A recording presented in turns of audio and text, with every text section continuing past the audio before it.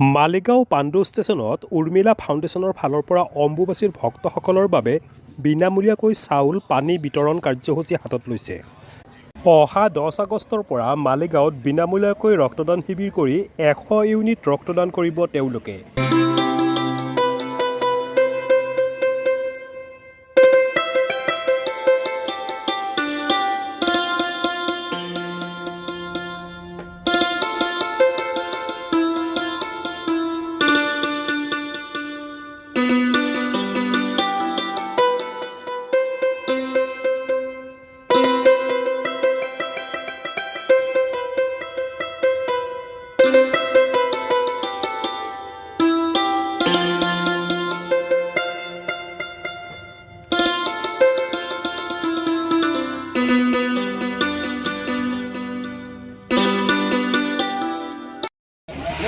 আমি উৰ্মিলা ফাউণ্ডেশ্যনৰ পৰা যোৱা 3 বছৰৰ পৰা এই চাউল আৰু পানী দিয়াটো আৰম্ভ কৰিছিলোঁ, যিটো খালি আমাৰ এই অম্বুবাচী মেলালৈকে সীমিত আছিল।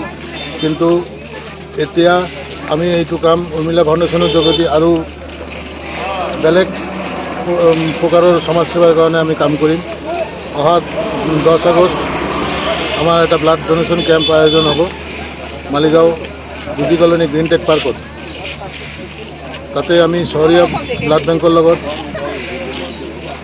যোগাযোগ কৰি পেলাই আমি ব্লাড বেংকটো ডোনেশ্যন কেম্পটো আয়োজন কৰি আছোঁ। এইটো আমি টাৰ্গেট ৰাখিছোঁ মোটামুটি 100 ইউনিটৰ।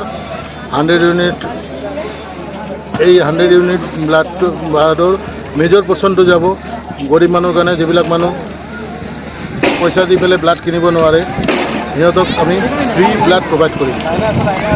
অহা বছৰবিলাকত আমি আৰু ডিফাৰেণ্ট কামৰ কাৰণে আছোঁ, যেনেকৈ ব্লাডৰ কাৰণে ৰিলিফ দিয়া, ঠাণ্ডাত গৰীব মানুহ যিবিলাক ৰাস্তাত থাকে হেৰি হয়, সিহঁতক আমি কম্বল দিম। গৰমত ট্ৰাফিক পুলিচবিলাক ইমান ৰ'দত কাম কৰে, সিহঁতক পানী দিয়া, এইবিলাক কাম আমি আৰম্ভ কৰিছোঁ। অলৰেডি আৰম্ভ হৈছে এবং অহা বছৰবিলাকত আমাৰ কণ্টিনিউ চলি থাকিব। নিউজ ডেস্ক ৰিপৰ্ট ইত্যাদি A to Z।